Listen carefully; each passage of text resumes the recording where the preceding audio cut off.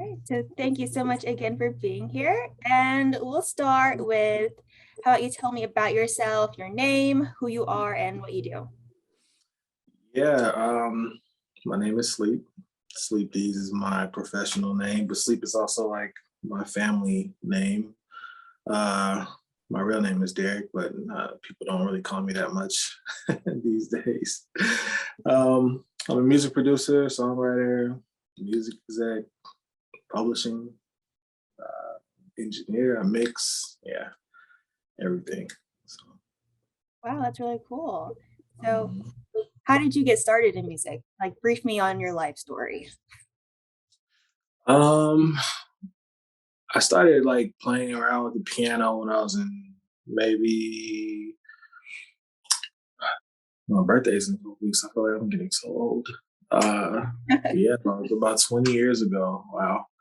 I was about 16, 15 or Mhm. 16. And um, I I have a few younger siblings, but on my mom's side, I had two younger siblings in a house, and I'm the oldest. And like I kind of like grew up real fast, and so I was kind of done with Christmas and stuff at like by the time I was like 10 or 11 because I had two younger siblings, and so my mom would ask like, what do you want? And I just be like, don't worry about me, just take care of Daryl and Brianna, like just make sure that they have some stuff. And she always appreciated it, I guess. And one year she was just like, no, like what is something that you want that you might think that we can't afford? And I was like, well, I want to learn how to play piano. I love music. And it wasn't on Christmas. It was like 2 months after Christmas, but she came home with it, and it was like blown away. And so I Oh, started learning how to just like play it. And I think that that was like the beginning of like my interest in it. And then I say from there, like I think I was like 16 at that time, and I just dabbled in it because I was still like playing like full high school schedule as far as like academics and sports because I played basketball like my whole life. I wanted to try to go play pro basketball one day, like many other kids. mhm. And that was like my life. And then I think when I was around 19 or so, I don't know, I think that there was a TV show named Moesha with Randy. And one of the guys on the TV show, he's passed away. His name was Hakeem on the TV show.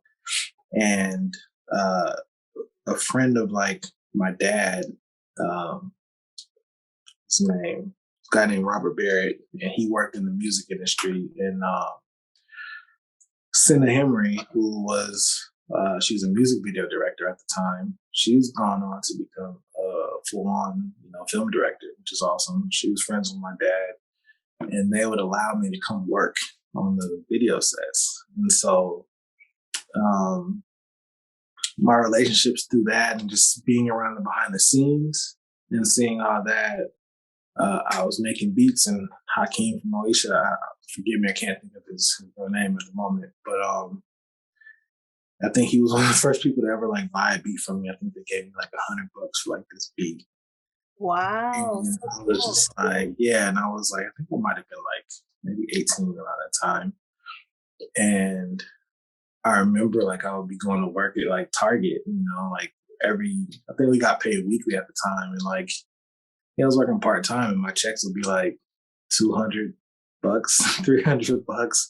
And I'm like, wait a minute, this guy just bought a beat from me for $100, and I made that beat in 30 minutes, but I'm going to go work 40 hours or 30 hours for it.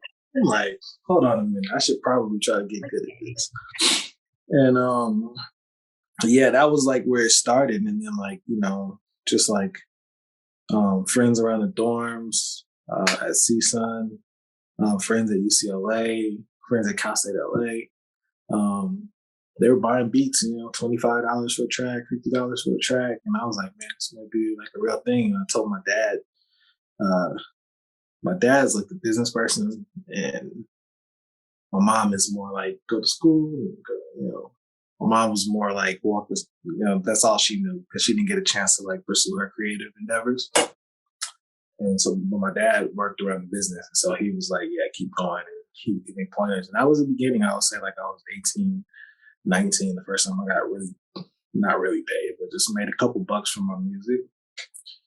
And here we are like 15 years later. 15 years later, yeah, I don't think I had very many actual like real jobs after that. I had a couple, but yeah. Yeah. So you're a full-time producer right now, yeah? Since 2006, yeah.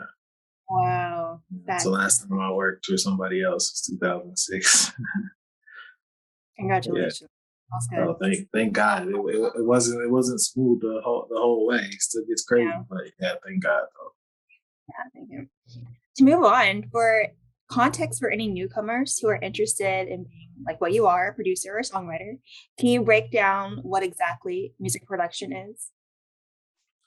Um, yeah, I guess like in the truest form of it is just like really being able to conduct a song being put together from start to finish.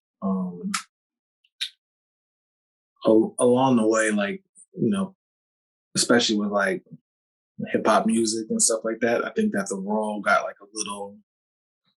It's kind of all become one thing. So you can like actually like make a beat, and you can be in Germany. You can send the beat to a label. The song gets recorded, and you get production credit. Because like that's the era we live in now. DIY, like it's so much easier to make music at home. Back in the day, the music producer might not even play an instrument at all.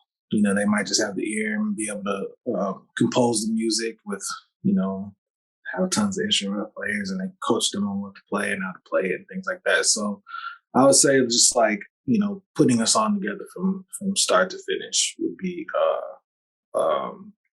what a music producer does. Can you repeat your question for me one time? I'm sorry. Okay, yeah. It was just what exactly is music production? Got you. So yeah, in a nutshell, it's just, putting a song together, composing a song from start to finish. Mm. Okay. Mm. So you did mention that some producers don't even know how to play instruments. So what about you? Do you have a background in like music theory, or I know you have a piano background. Anything else music related?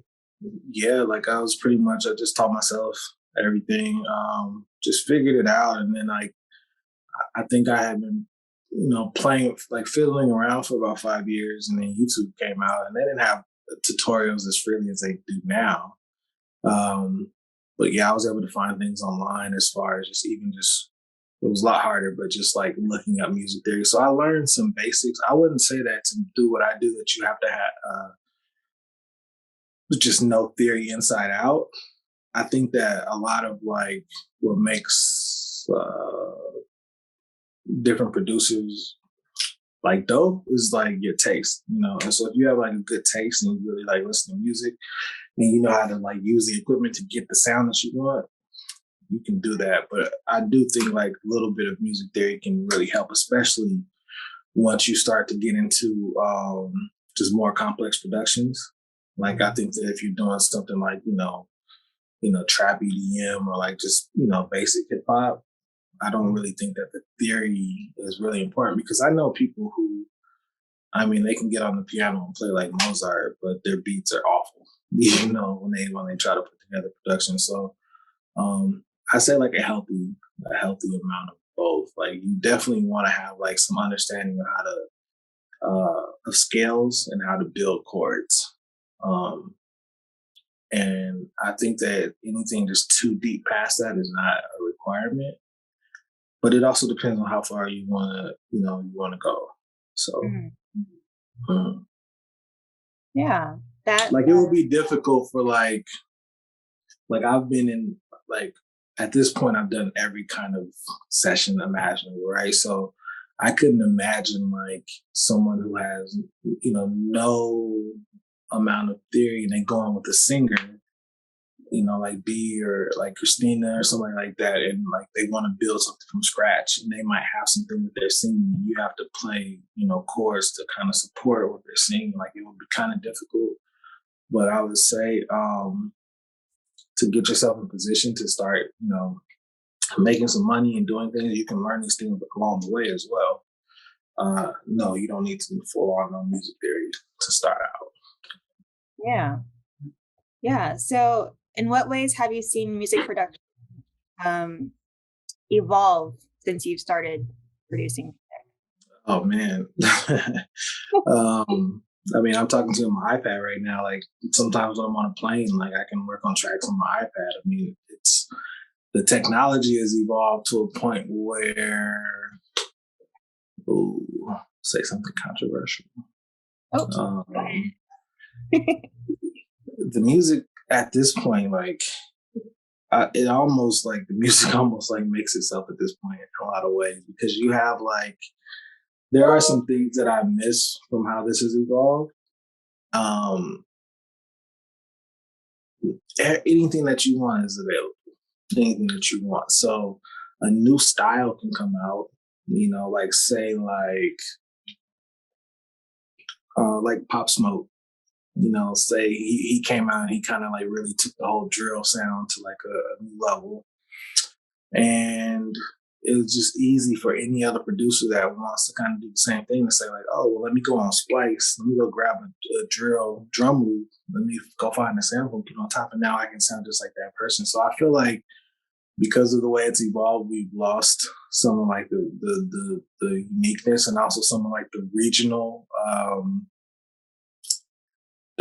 uniqueness, you know, like but at the same time it was way too expensive back in the day. Like you had to have all hardware.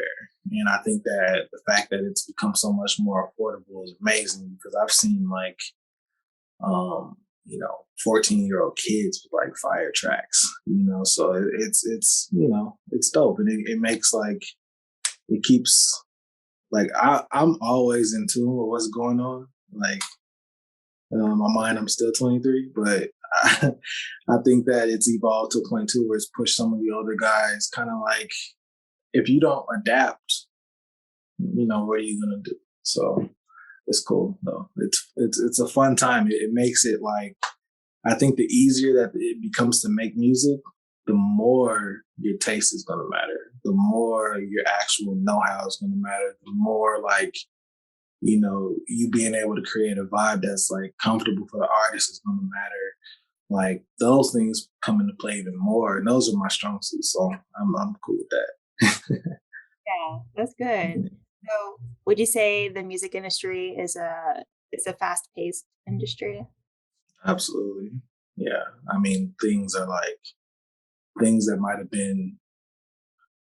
I mean, I'm not even talking about stylistically. I mean, just even just like things that may have been the standard 2 years ago, 3 years ago, it's like 10 years ago, really. Like that's how much things are like constantly changing. I mean, if you really even think about it, um, streaming just started counting toward the charts about 5 years ago, maybe 5 to 7 years ago.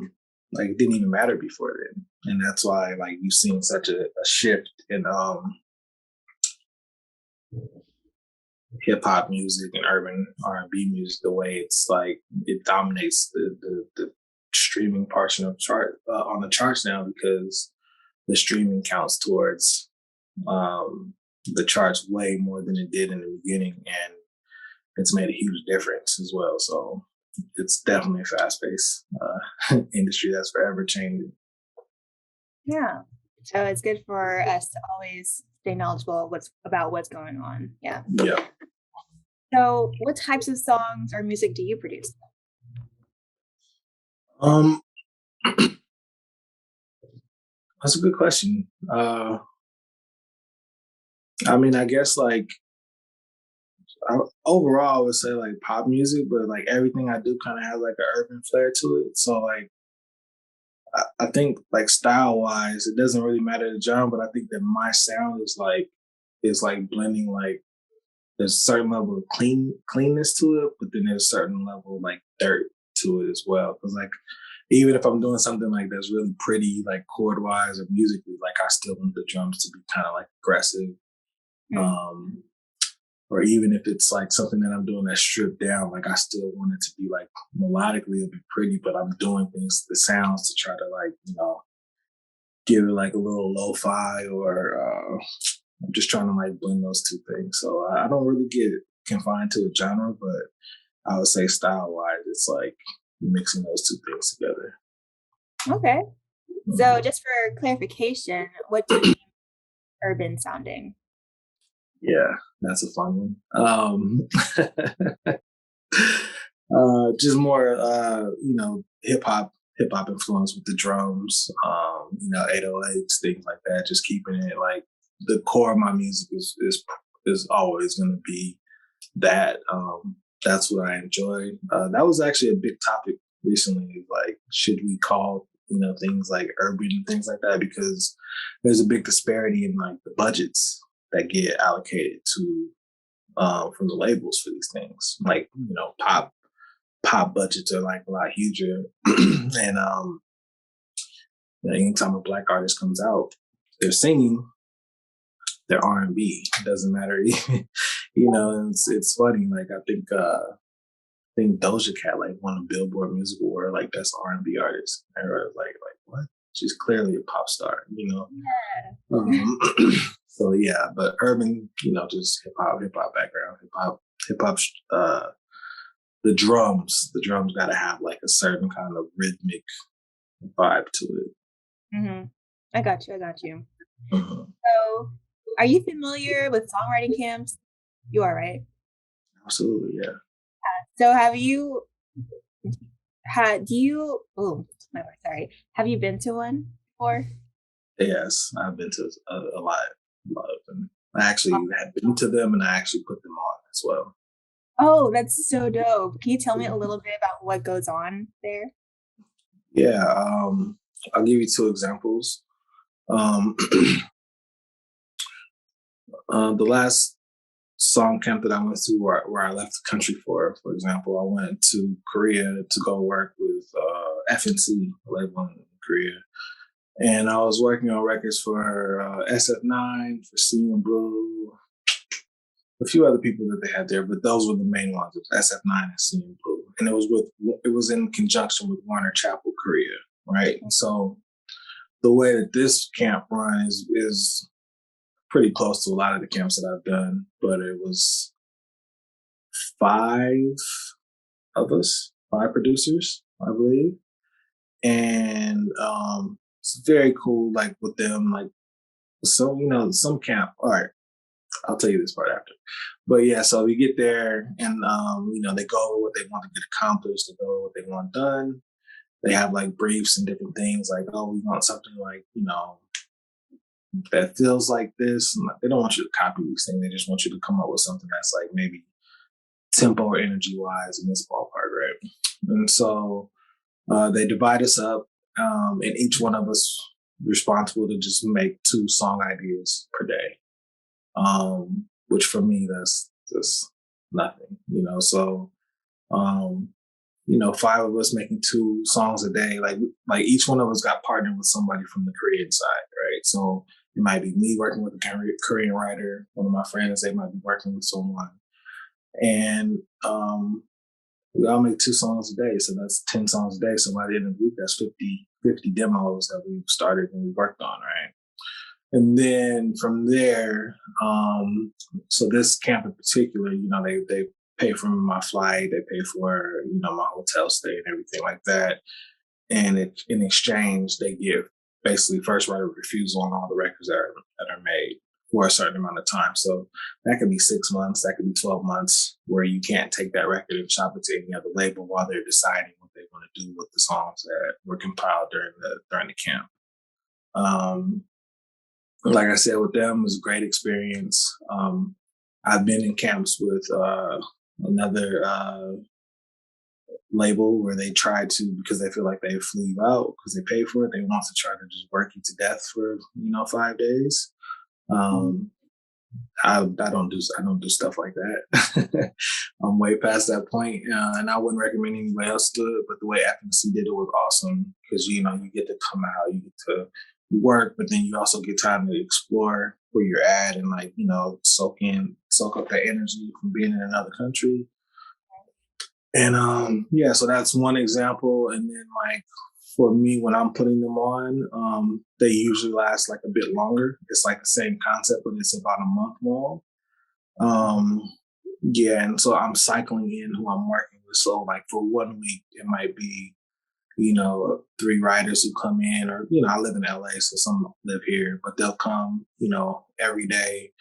We'll do like a full day and we'll just knock out like 2 to 3 ideas a day.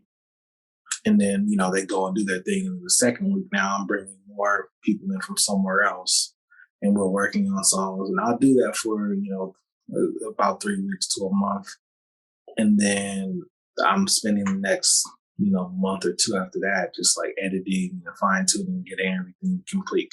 And so that's kind of like how I kind of do that quarterly. That's how I get a lot of songs done. I feel like that works out good for me because if I'm spending 1 month doing camp, spending 1 month doing all the editing and things like that, and then the third month, then I can just get back to making beats again. And I'm just like, making ideas and storing them, making ideas and storing them. And then when it's time to do a camp again, just do it all over again. And so that's kind of like how I worked this year. And it's been going pretty good. It was a little ambitious the first time to do it for a month because I did it right after I actually got out of the hospital. I had like a crazy thing happen, just crazy thing that happened where I was in the hospital just so randomly. And then I did it like maybe 2 weeks later. I started like a month-long camp. So by the end of it, I was like exhausted. But yeah, I got a cool team and, they all help make sure it gets done. That's good. Moving on to your creative process, what does yours look like now? Most of the time, at this point, I'd hate to say these things and like it sounds like a certain way, but like I feel like it's really making music is really easy for me now. Very easy. So luckily because I feel that way, I'm in a position where I can like really try to push boundaries. And so everything for me kind of starts with sounds, starts with melody, chord progressions.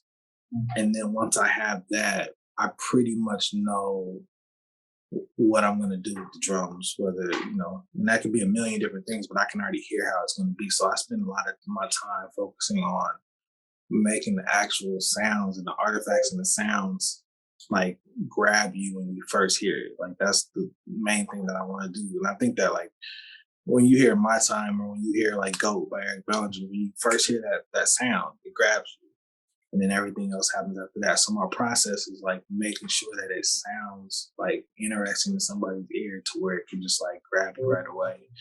And I feel like once we have that, we're rocking. So my process is melody, chords, sound design is coming off top. I'm trying to make it sound interesting. And then I might do some drums. The drums might even just be dummy drums that I just kind of like, all right, I got something cool here to where we can write a song to it. But then after we have a song, I'm going back and I'm tailoring the drums around the vocals and tailoring all the sounds around the vocals to make it all sound married. Like I don't want it to sound like it all came from multiple directions, Yeah, I totally get by what you mean when you say it's like easy now for you to make music. I just spoke with another producer a couple days ago, and he said he has an equation of how he creates a beat in a song. So I guess people who are really experienced are able to do that. And he produced a song in 40 minutes. So that's good. Yeah. You get to that point where you kind of like, there's like for me too, there's also like a nice like math component to it, but more so with the melody. Like I know where something needs to land. Just certain things that you pick up over time, and like until I would even tell you like you're aspiring to do this as well. Just never stop listening to music. Like my algorithms for like Spotify and stuff like that are so messed up because like I'm listening to so much different music and I'm like liking different things for different reasons. I might like a song that's actually terrible, but the production is dope, or it might be one part where I'm like, oh, okay, I like that, and I'm listening to how these things are done. So I never stop actually studying like the music, but it does make it to where when I turn on Spotify radio, they might play me some wild shit. I totally get that. Yeah. Yeah. So moving on. So when you're making a song for another artist, when you're producing a song, how do you make sure that it's for them? Like it's the right sound for them? Um, Man, I can answer that like 50 different ways. Uh, that's- Damn. Sometimes like you have to give people what they don't know that they need, right? Like I remember there was a Steve Jobs quote when he was like, we don't ask people what we should make next. We make it and let people know this is what you need, and that's why their slogan is what think different. Like that's the Apple slogan. So um, for me, it's kind of like the same thing in a sense. I will say this: if I'm going to go work with artists, I want to take like maybe like my favorite version of what they've done before and like make my version of that in a sense. So like if I like, like BTS for example, I really liked Let Me Know. I like that song for a while. I also like Fake Love. And it's like, okay, I wanted to give you some like it's like the colors of that. The colors that those songs make, I'm gonna give you those colors with my version of that, and then that's how you get my time. So, um, yeah, it's not. It's just like really just kind of like you want to push artists forward, and I want to work with artists that want to be pushed forward. I don't think that like I could you know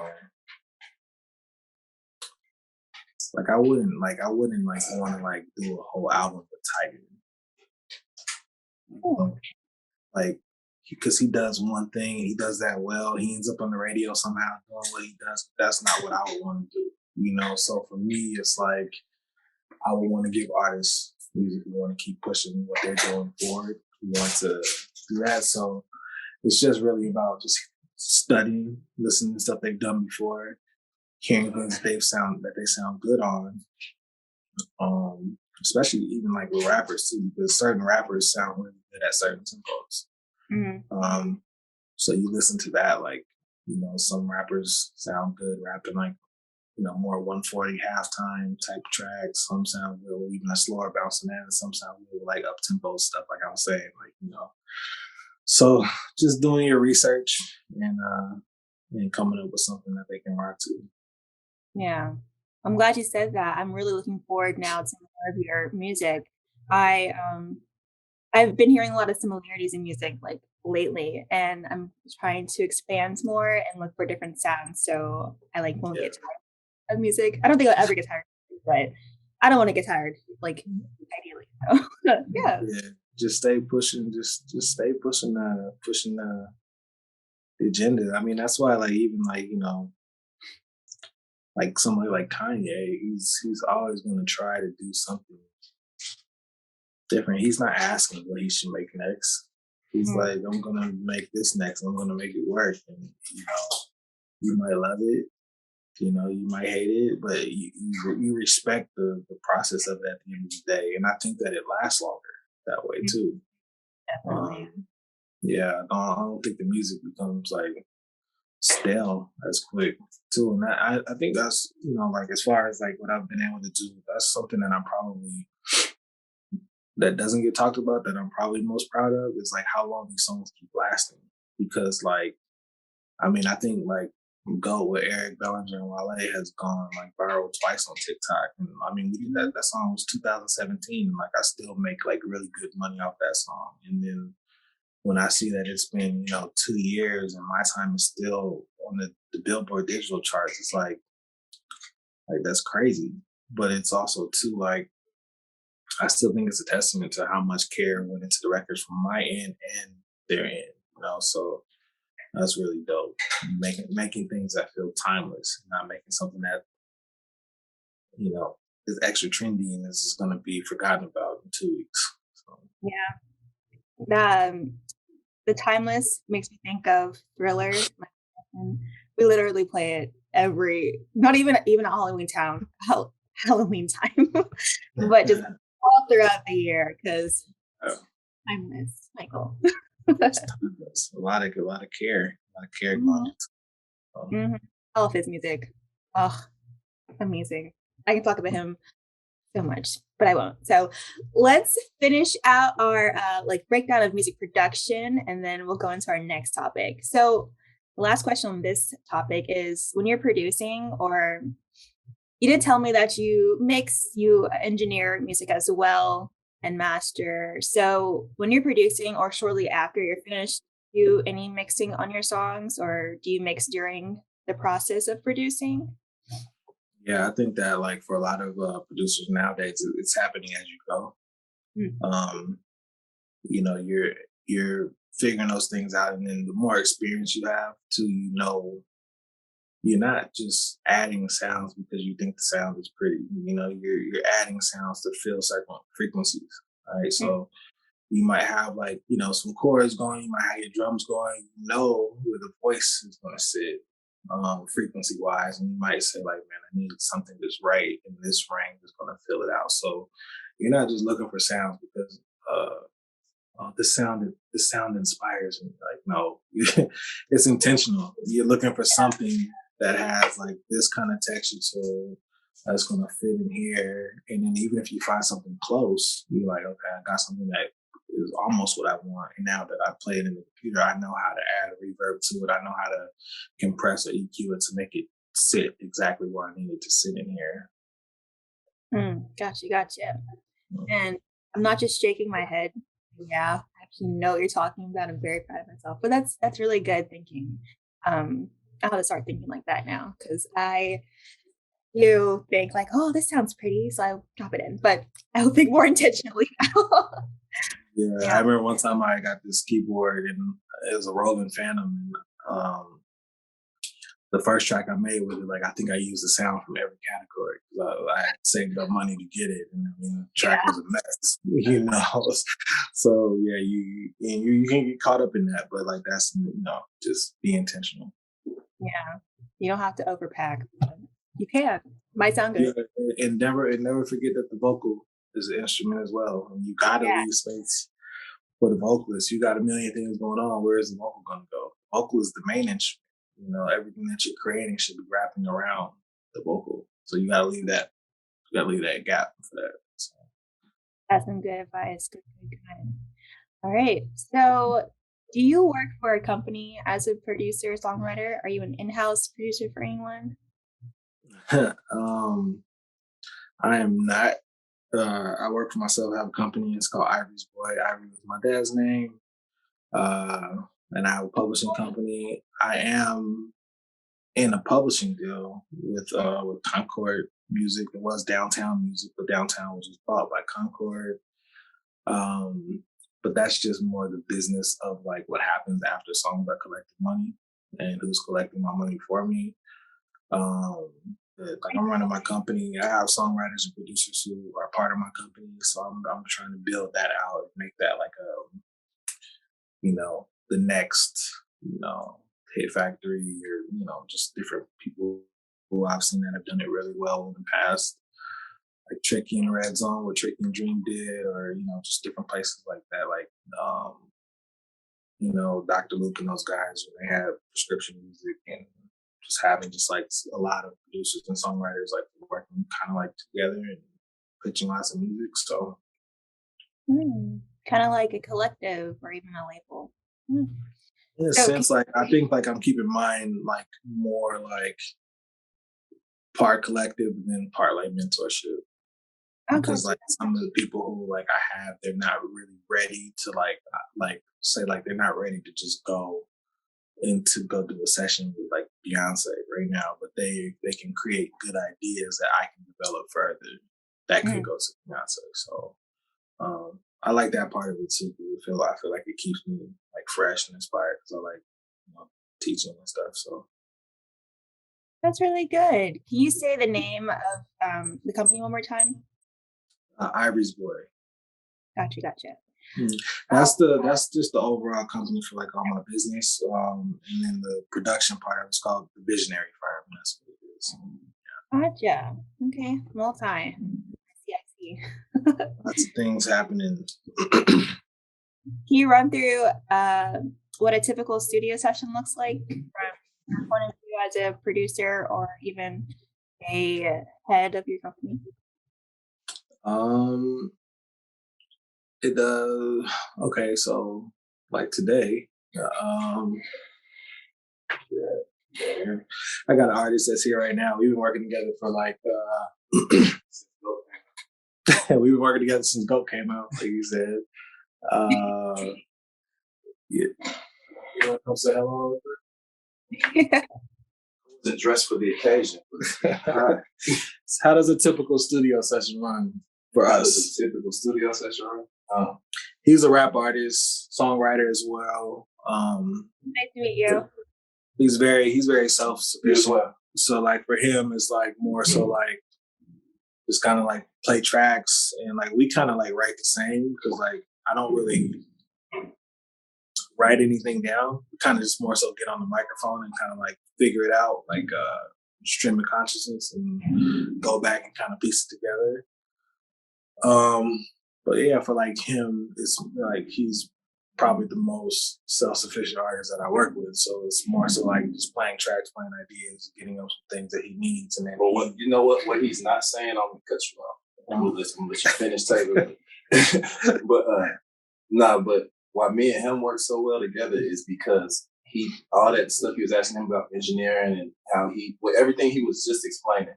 But then he'll send it to me and I like to do my own vocals. And so I'll do it all in my studio and then I send it right back to him and he does everything that he was just explaining to you like 5 minutes ago. So it's like, it's really like a back and forth process that just keeps working.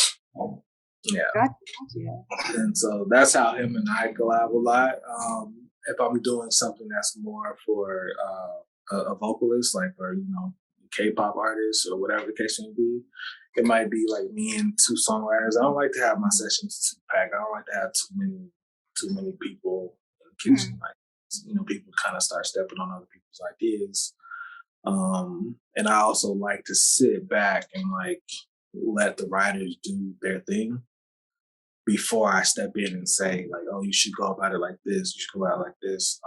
Every now and then I'll just be like very like, I'll have the idea like, oh, I kind of know where this is going to go. This is what it should be about. But I like to let all the creatives be as creative as they are capable of being. And if I'm like saying like, no, do this, I might stop them from like reaching some kind of like magic moment. You know what I'm saying? So like, I let them kind of figure it out. And then the singers, they like to get on the microphone and they like to kind of like mumble melodies, just come up with melodies. And we'll do a few different passes. I jump on the computer and I start piecing the melodies together on how like I feel like the song should be structured. And then we kind of like write the lyrics loosely to those melodies. So it might be a whole track of like melodic mumbling, and then we're writing the lyrics to that mumbling.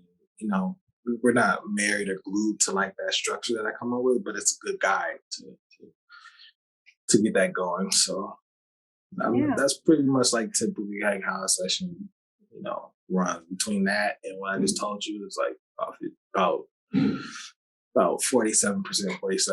So there's like a small chance that sometimes they would be a little different, but that's how I usually run most of my sessions. Gotcha. I just know that everyone you work with loves working with you. You sound like a really great leader and mentor as well. I hope so. You are. Along those same lines, can you tell me about your team? Like, what type of professionals are in your circle who you interact with on a daily basis? Yeah, so on a daily basis, there's on the executive side, there's Jeff Yu. Jeff is like, he's just a mover and a shaker. He's Korean American. He actually has his background is actually like in like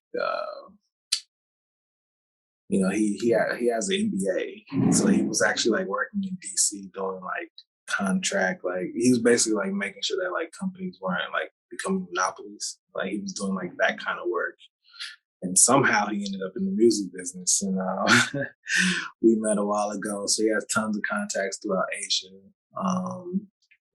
And it kind of made sense with like what I had going on in Asia for the last 4 or 5 years, and with everything he had going on in Asia, that we kind of like connected. And so we've been working together for like the last 2 years now, since probably after the BTS stuff came out, and he's been just like a great addition to the team and what we do. Like, I could just be chilling and he'll call me and be like, "Yo, you got a placement in Japan? Like, I need you to send me the files for this." And I'm just like, I can send him music and he will go figure it out. So he's probably the closest thing to like a manager that I have in that sense, but it's not like day-to-day focus. Like I run my own stuff. He's also Dean's, like I think he manages Dean, and he does some stuff with Dean, like road manages Dean, and all of Dean's producers and writers, he like kind of like helps manage them. So, Dean is the homie too. And then on the creative side, I have a producer duo that I work with frequently, Ponzo and Bridges. They all kind of like have their own stuff going on, but we like kind of like connect on my end for everything that I have going on. So they're definitely affiliated with the team. They just did some records on Eric Bellinger's last project. Bridges was on her album, and we got some stuff together coming from Chris Brown soon. So they're really on the come up. They're doing their thing. Great guys. RX, who she was one of the songwriters in my time, I actually sampled part of her voice for the track from a different song that we were working on. I took that and made it into the track. She's amazing. She's doing really good stuff right now. She's actually in a mentorship for an academy called LAMP with Stargate. And so she's being mentored by Stargate right now, and they bring in different mentors every week, from Neo to Charlie XCX to just all kind of things. So she's doing that like full time until June. It's like a 40-week program that she's doing. So she's killing that. Got Captain Atlanta. He's from Atlanta. He's a newer producer, really dope drummer. He's doing his thing. No major placements yet, but we got some stuff coming. Who am I leaving out? Alan Lorenzo. He's another producer that's coming up, and we're getting him working. He's been doing some work with Diddy's son lately. What's his name? Sean Paul. Is his name Justin, or is it Justin? I don't know. Diddy's kid, like the one that looked just like him. I know he got a song with him that he's doing, and so there. And then Samantha Blanchard, she's awesome. She just got a placement NCT Dream. So she's awesome. She's part of the team. And these are the people that I work with on a weekly basis. There's like more outside of that, but that's like my main crop of like people that I'm like collaborating with, developing, mentoring, just like trying to take as far as we can possibly go. That's and then amazing. Shy Smoke, who just came off tour. He was on tour with Xavier Wolf. He was killing it. He's putting an album out. That's what we're actually meeting about today. Hopefully we get that album out in January. I would like to do my birthday, but probably January. Yeah, probably January. Probably have a single or something coming out pretty soon. But yeah, so we're working. That's good. I'm really glad to hear that. It feels like everyone got each other's backs. Sounds really good. So backtracking just a little bit, I want to talk about some of your experience and your mentors. To start off, I read that you studied under Prince Ward. So can you tell me a little bit about who Prince Ward is and what you did in your time there? Prince, and he's still someone too that still very much part of like everything that's going on. He's actually getting like very heavy into like the film world and stuff too, which is awesome. He's got like a whole film studio and stuff, which is sick. But he was very important part to the story. he he's probably the first person to ever yeah, he's the first person to ever take me out of the country to go work on like music, which was cool. And he also just really opened up my mind to like how big the world is and how, as far as like that you can actually go work on music in other places and other languages and make like a livable wage, doing that. He's the music director for Black Eyed Peas for many, many years. I believe one of the co-founders of the group in some way, shape, or form. I know him and Will are really close. I started coming to LA in like 2006, 2007 and working with him and just really just like, providing like beat ideas and like, concepts for different things. And whenever he had like a project that he was working on, he would include me to come work on that project. And, you know, maybe not so much direct teaching, but just like being observant and learning as I'm watching like how things work. And then also just like that really was like, the Black Eyed Peas that was really what got me interested in doing more pop music and more stuff with like international, like world flavor to it. So yeah, definitely shouts out to him. Yeah. Do you have any more mentors? Nope. I would say like my dad's my biggest mentor, but he passed away in 2010. Mm-hmm. And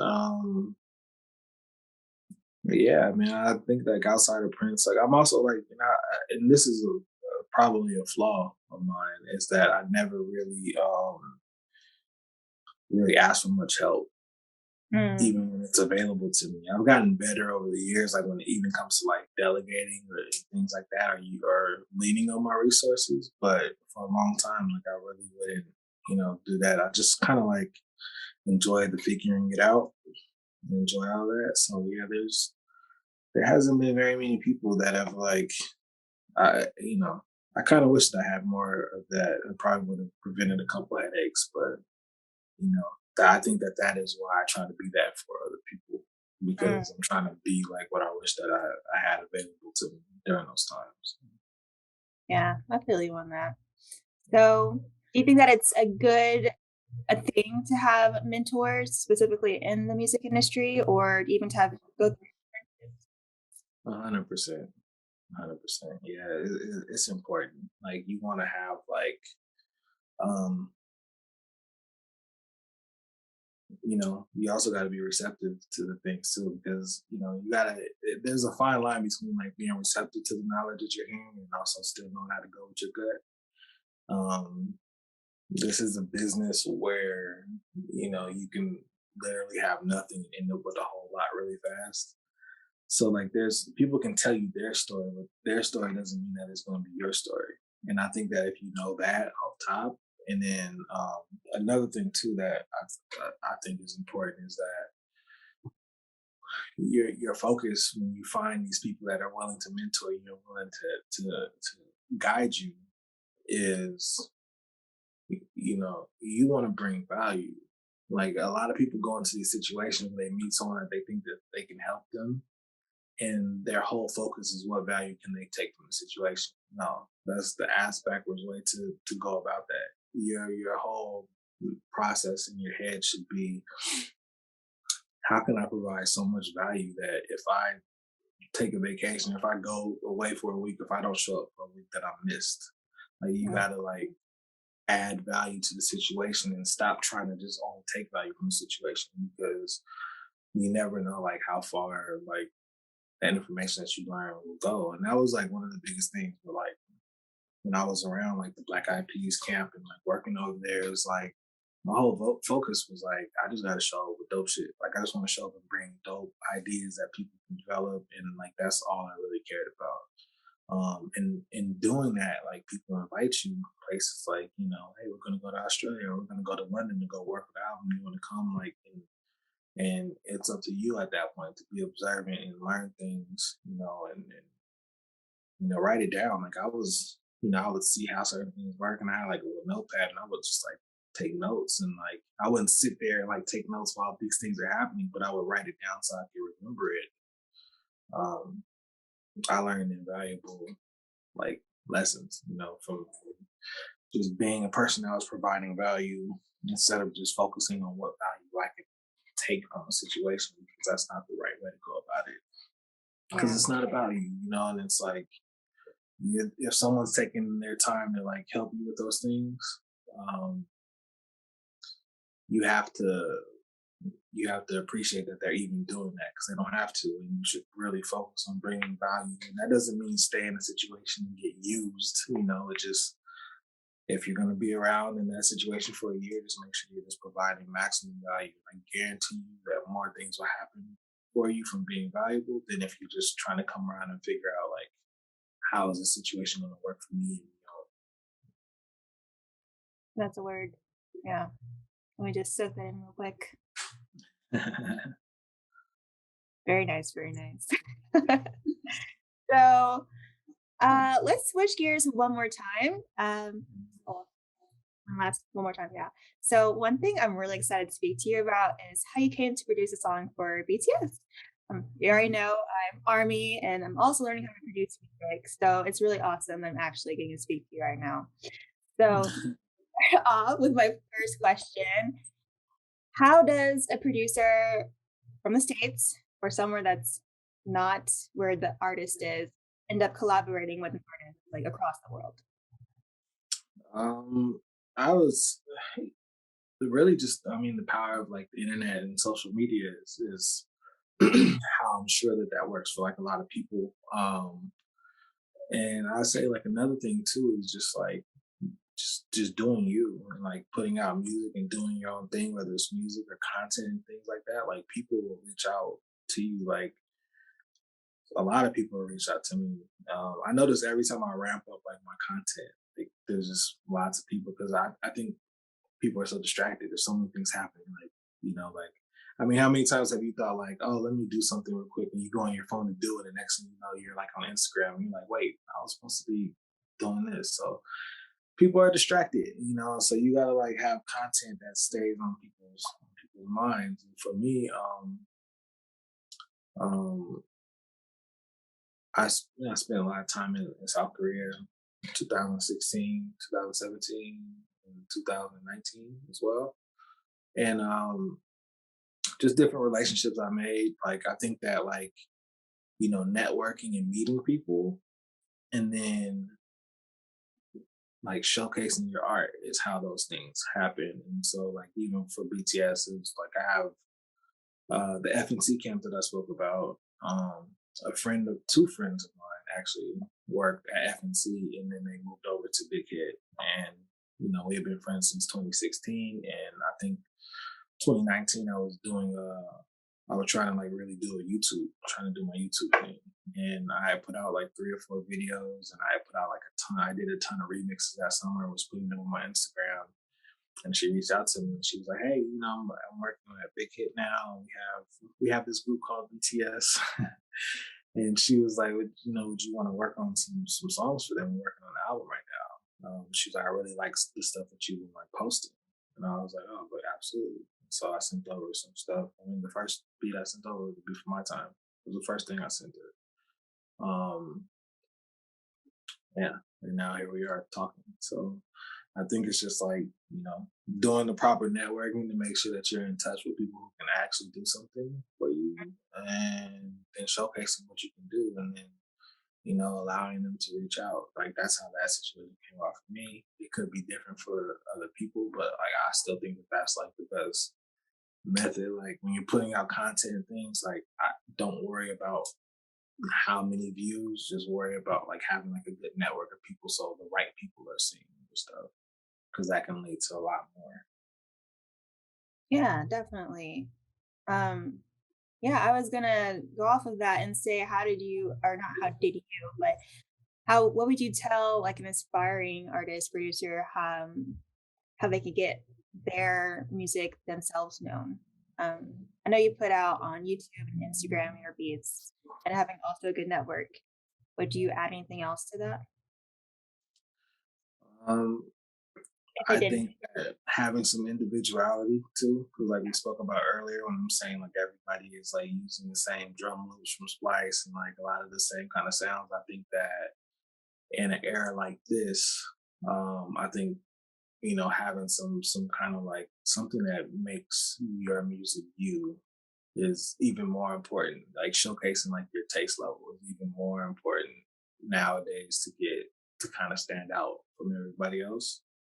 Um, yeah, like and that's something like we're still trying to crack those codes too. Like I'm still figuring those things out because, like we said earlier, business is forever changing. It's constantly changing. So, like like artists like Smoke, like that's what we're trying to figure out. We're trying to figure out how what's going to work for him to make him stand out. So, and and just enjoying like all these parts of it because like once you make it to your destination, the only thing that's going to happen is there's going to be a new destination for you to get to. So it's Mm. like you gotta enjoy it while it's all happening. But I would say like content is super important, and then also like making sure that your taste is coming through in like the art that you're putting out into the world. Gotcha, gotcha. Yeah. So with the My Time, the song you produced with BTS, you produced that with Classic. yes, that's soccer. But you produced that with P Dog, right? Yeah. So were you working remotely or were you physically together, like in the same space producing that? I know you sent over the beat, but did you No, ever no, we never got into to the studio together to work on the track.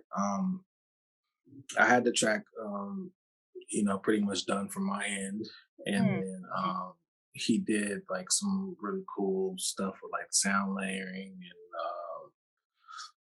especially the guitars. Like that was like that's like my favorite part of the song. Just the icing on the cake for that record. Like I feel like I brought like the uniqueness to the table, and mm, then I feel like P Dog was the glue that made it BTS. mm, And I think that he's amazing at that. I think that I feel like you can give him any track, and I feel like he knows how to make it BTS because I feel like he's like the cornerstone and the foundation of like their sound. Even though it's many genres, like he's like the glue to that, and like he's incredible. Like he's like one of my favorite producers, and so it was really dope to like be in the credits next to him. So that's sick. yeah. He's one of my favorite producers too. Yeah, he's great. Him and Sugar are like really good producers. I mean, their whole team. I can't think of the other guys, but their whole production staff is great, and even Hitman, like his ear for music is great. You Yeah. know, And Adora is a producer, right? Or she is a songwriter. she's amazing. Yeah, she's actually putting out her solo music now, so I that's really saw cool. that. Really excited for her. Yeah. I really love that they have like a core production team. They don't do camps. Like they kind of like have everything they have in house, and then like I'm like in house adjacent, So it's just like it's dope.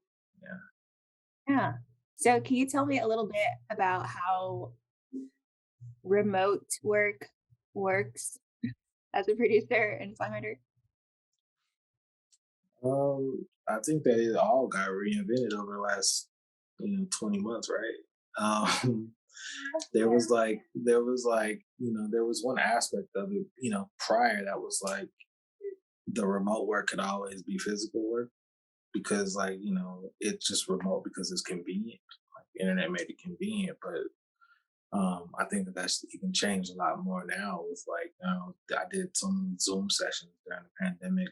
Um, there's another company named Audio Movers where like, your audio is all kind of like synced up and you're like making music together. So it's evolved a lot. But I prefer being in the studio with artists. Yeah. I feel like it's more organic that way too. But ooh, I can't know. I mean, at least you get like a lot of questions get eliminated. Cause like if uh you know something by yourself, you're like, would they like this? Would they do this? But then if you're working with the person, like everybody's kind of like vibing off of each other. Um, but yeah, I would say that nowadays I think that you got to be good at both. You got to be able to do both. Definitely. Gotta keep up with the times. Mhm. So when you're collaborating with other artists, who are you in contact with? Specifically, who on your and their team is involved in getting the collaboration to basically happen and go smoothly? You mean uh, like, Like we see it on the emails. like who sets it up from the beginning? Mm, I would say like a lot of time it's either me or Jeff. Um, Ideally, these things would also happen with like a publisher as well. However, I did my publishing deal in the pandemic, and then the company that I signed to was bought by another company. So I have not even met anybody at the company that I'm signed to, which is mm, very interesting. yeah. That's supposed to happen within the next couple months. We're supposed to get all that figured out because I only have one more year left on the deal. So we'll get that moving. But yeah, usually like publishers are a good resource to set up sessions for you. A&Rs at labels. But who does it for me in particular? It's usually either me or Jeff. Gotcha, gotcha. So to close out my BTS related questions, do you have a nice or fun story that you can share with me about getting to work with BTS and all that gang, and or even tell me like how Army reacted when the song came out and they found out that you produced it? That was crazy. I think I went from like 1,500 followers on Twitter to like maybe like 4 or 5,000 in just like a few days. Wow. Maybe a couple weeks. I think once they seen it, I was like down to like interact and like go back and forth and have fun. Like it started like piling up from there.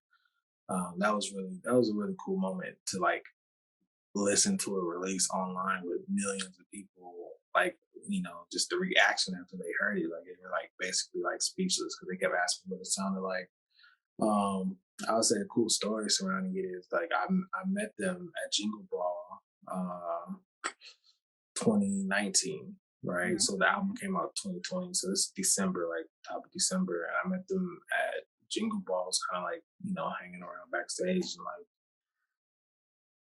I'm trying to tell them who I am and like the song, but I didn't even know the name of the song. And then someone explained it. And then the reaction from JK in general was just like so like warm and like, oh my God, like he's like, he loves the song so much. Mhm. And it was very, very, very brief, but that was really awesome. And then I went out to go watch them perform, and then I saw like the reaction from the crowd. I was like, man, this is crazy. Like I Mhm. knew that they were big. I didn't know that they were that big in America, and I didn't know that like Army took over all the Jingle Ball. Like nobody really cared about Billie Eilish. And then I realized, I mean, not that they didn't even care, but they were Yeah, yeah, yeah, BTS fans took over the whole stadium basically, like the same way Laker fans take over other arenas all around, all around.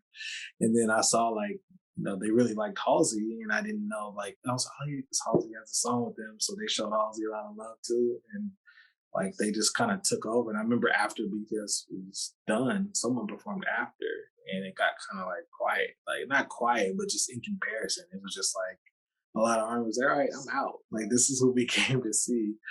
And that's when I realized I was like, whoa, we might have just did something really, really big. Like this album is probably gonna be massive, So and then the album came out 2 months later and it was. It was very massive. So it was really sick.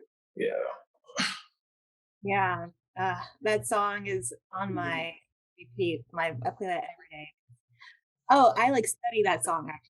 Oh, of course. That's when I first got into producing, I studied that song because the sounds are just so intricate and like they like blended well together. I was like, oh my gosh, I wish I could take JK's voice out so I could just hear the music, the background, so I could actually like get it together. It's some really, really cool, intricate stuff happening. I'll tell you about it one day offline. Um, Part of the process. But I've talked about a little bit of it before. But I'm really big into creating my own compositions to sample myself. Yeah. So there's lots of stuff that I'm doing with like, creating pieces of music and then experimenting with like, pitch changes and just different Mm. things like that, and like, resampling, which is how we used to work back in the day because the machines would have only a limited amount of like sample time, right? Because we're working on like I mean, I think my old drum machine actually had a floppy disk. I don't even know if you know what that is. But Barely. but because of that, we would have to record things in with the pitch high, so we're recording really fast, so it sounds like a chipmunk when you record in. So,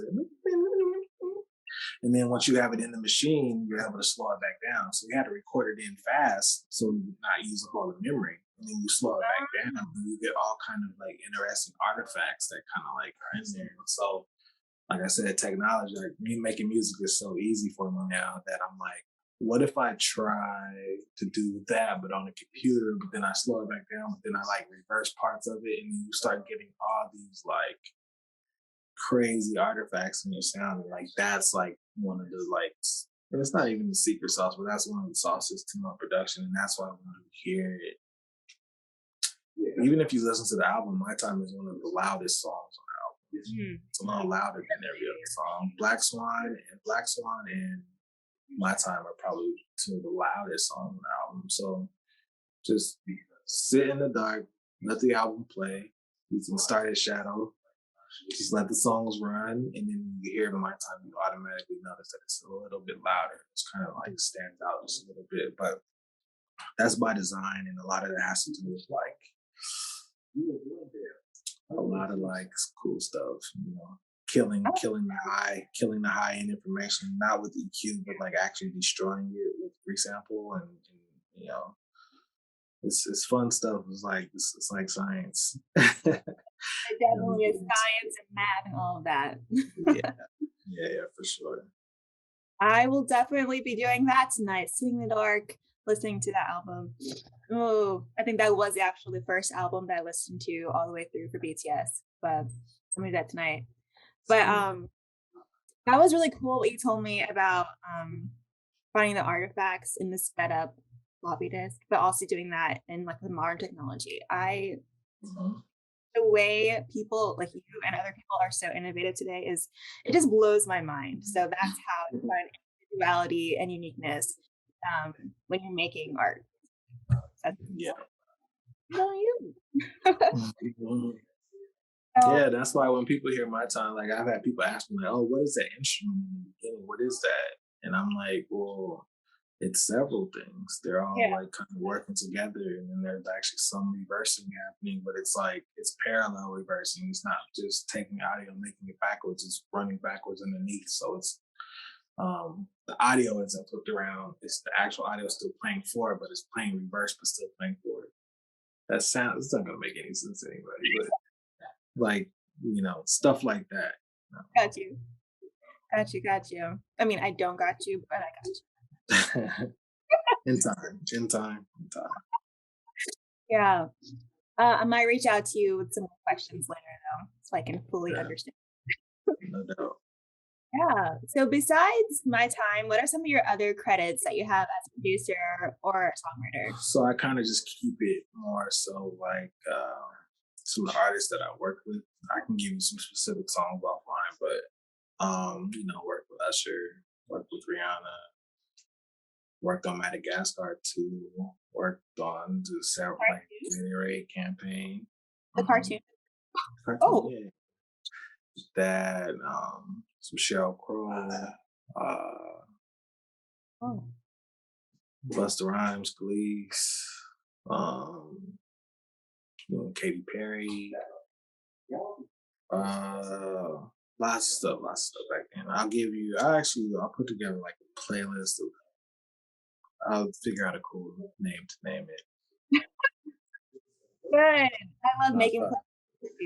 I'll come up with a cool way to name it to where I won't find myself in any kind of trouble. But I would say just like, you know, like just mostly just like there's lots of stuff coming, and then just like the G.O.A.T record, Eric Bellinger. I feel like that was like the first time that I had a song out under my name that fully encompassed my style. That, and I also have a song with him and Taylor Parks called Island that I absolutely love. It's kind of slept on, But yeah, I would say GOAT is like the one. Like if you like my time, I would say go listen to GOAT. Eric Bellinger featuring Wale. It's one of my favorite songs I've ever produced. Because it has everything. It has like the bounce. It has like the melodic portion to it, but then it also has the chords and the singing, but it also has the rhythmic portion, and then it has like Wale on it. It's like one of my favorite rappers. So yeah. Actually, "Goat" was the song I was introduced to Eric Bellinger on. Had no idea that you helped produce it as well until a couple weeks ago. So that's Oh full circle. wow. That's awesome. I was actually with him the other night too, which I see him pretty, Yeah, pretty often. That's my guy. So. that's so cool. So, for you, what would you say is the most rewarding aspect of what you get to do working in the music industry? um, like stuff like this, just talking to people who want to do what I do one day, or even talking to people and not even at their best moments. People who send me heavy messages, saying like, this song gave them a reason to stay alive, and just different things like that. Just having like that connection directly with the people that are influenced and affected by the music. That's like the most rewarding aspect of it. I mean, there's being able to do stuff for my family and stuff is right up there. Like, I don't shy away from that stuff. Like making money is great because I did the right things with it. Um, you know, that's awesome. And just man, like I don't want to say never because I have sometimes with certain people I work with, but my attitude is always like, oh yeah, I get to make me like that's my job. Like it's never like, oh, I gotta do this, I gotta do this. I don't even want to do this today because I know it could be a lot worse, and I know like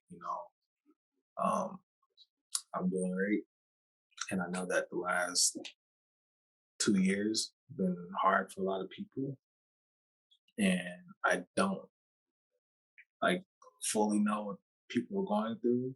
Like I'm aware, but thank God that I don't have to go through that. And it's also like it makes me very, very, very grateful to be able to do this for a living because um I was affected by the pandemic in a totally different way than like lots of other people. Like for me, it was more like I had records on artists, really big artists who were supposed to put out albums that year, didn't put their albums out because there was no touring that was going to happen. And now one of those artists is actually putting their album out this month, and I'm not on the final album because I think my song probably just didn't make the cut because she probably recorded a lot more music, which it's Adele.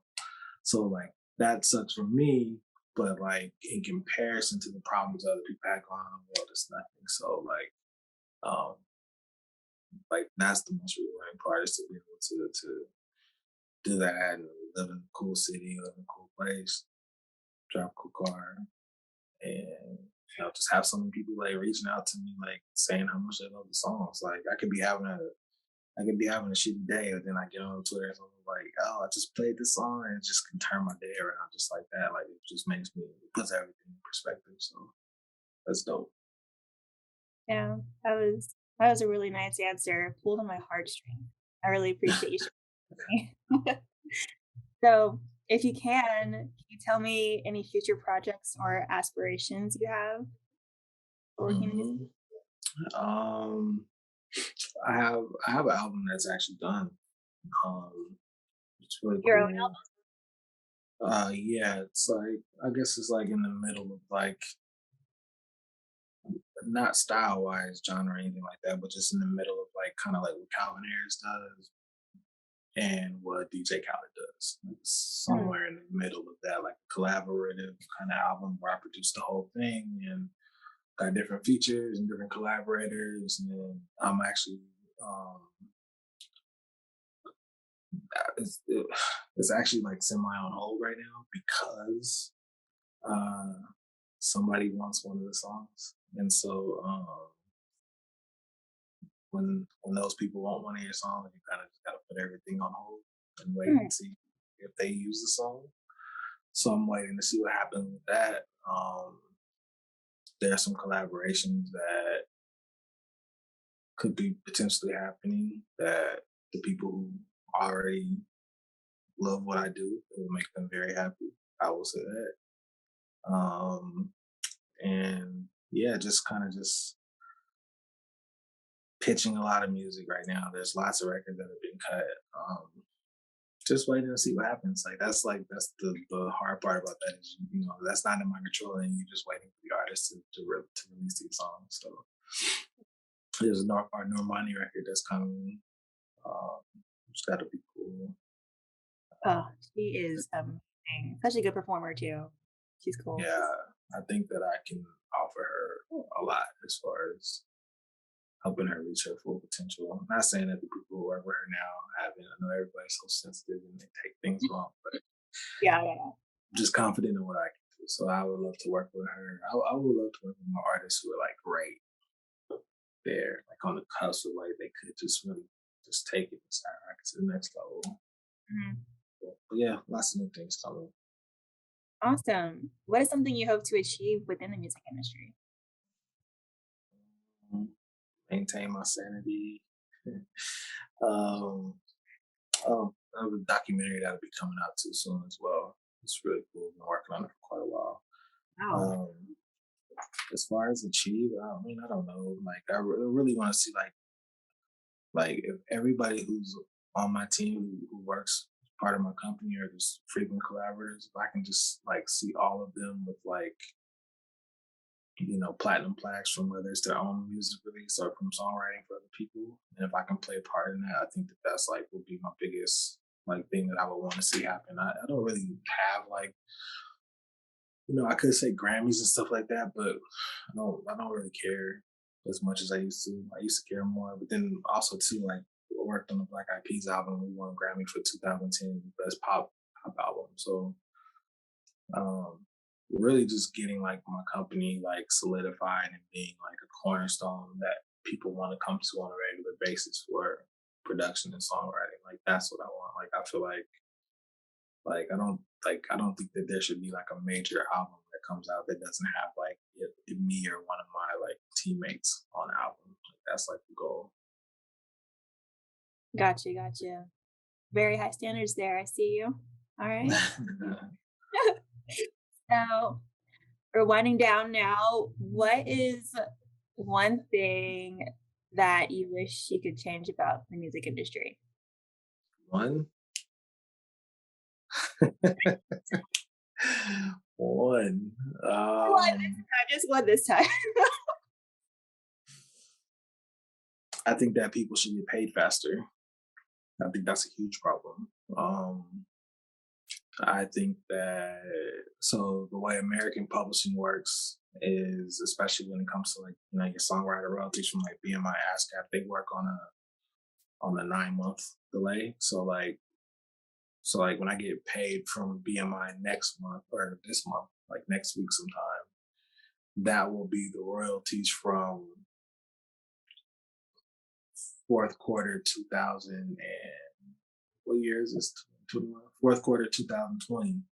I'll be getting paid for fourth quarter 2020 or first quarter 2021. I'll get paid for that next week. That's a long time if it's someone's first placement. Like if it's your first placement and you're like, oh, I just wrote a song for, not even say BTS because international royalties take about 18 months.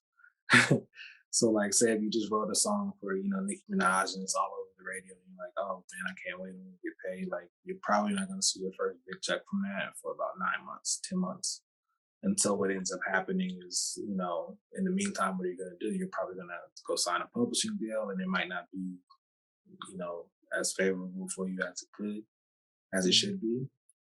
So I think that and then also the amount of time that it takes for labels to pay producers for beats sometimes. And I'm, speaking primarily about Western labels. I know I got friends who got songs out. The songs are out and have been out and they're still waiting to get paid from the label. It's crazy. And the other thing would be this is all related to my one thing that I would change, would be that songwriters would also get paid when the producers get paid, but from the label. A lot of times, songwriters and producers kind of get pitted against each other because as a producer, I always get a fee for production, right? Songwriters are expected to wait on royalties, so songwriters end up looking at the producer like, well, you just got 15K for that track. I wrote the song. You should pay me some money, and that's not how it should work. The label should go ahead and take care of the songwriter. Like I think that if a songwriter has like I don't say not a majority percentage, but a heavy percentage for the songwriting, or they should just cut a check for the songwriting, just period. And they don't do that. And it turns into like a little bit of a mess sometimes with that because me as a producer, when I get paid, part of that money, depending on the producer agreement, part of that money is technically recoupable. So part of it might be fee, but part of it might be recoupable. And so when the publishing starts to accumulate, part of that will get recouped and then money will start coming to me. Whereas a songwriter, they're making money from record one, which means the first money that's coming in. So they're expected to wait 9 months, but they're getting paid right up top. So if I'm actually paying my songwriter, their money's not recoupable. So that money that they got paid, technically what I'm supposed to do is, get that money back. I would have to make that recoupable if I was trying to be fair. But then at that point, why would you even do that? Like it just will create a dynamic that's just wrong. So I think that there should be a check cut for production, and I think that there should be a check cut for songwriting, and they can divide it up however, like whatever their contributions are. I don't know how that would happen, but those are things that I see that are a problem, and that's one thing I would change is for people to get paid faster so they can be more autonomous with their movements, and they don't have to go sign to a publisher that they might not want to sign to, and also that the labels will cut their checks faster because it's ridiculous that where else in the world I can't go walk in Barney's and go walk out with a Balenciaga hoodie and be like, yeah, I'm gonna pay you for it at some point. Like it's crazy that is allowed to happen. So. Mm-hmm. Definitely 100% agree with you there. Especially like for independent artists, I think they have some troubles with getting their money from streaming as well. So and also like get paid really little. Like all artists on streaming gets paid really little per stream. So I wish that could be changed. Yeah, for sure. Spotify. Just added somebody. Daniel, Spotify. He's the CEO. He's the CEO of Spotify. Oh. Yeah. Name dropping. All right, here we go. My last question for you is, do you have any advice for aspiring producers, songwriters, or aspiring industry professionals? Yes. I said this before. I'll say it again. Connect with people that are at the level that you are at and just go.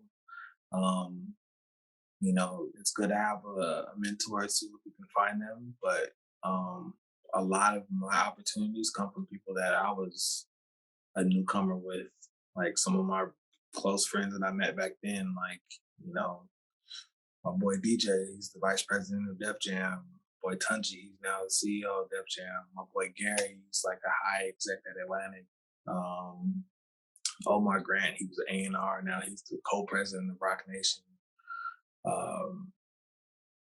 I have friends that are like in charge of full like music supervision budgets for different things, film, commercials. So these are all people that I met, and we were all I guess by industry standards and industry eyes, nobody's at the time. Now we're all in position to do things. So I would say connect with people who are on the same level as you, coming up with you, and do what you can do together. Like as an aspiring producer, find an artist that's also coming up, give them some music, you guys put out some projects together, and you guys just go. Like I think that the things that end up having longevity are built like that. Yeah, definitely. Well, thank you so much for sharing all your stories, your advice with me. This was very eye-opening and really fun to talk to you. Thank Awesome. you.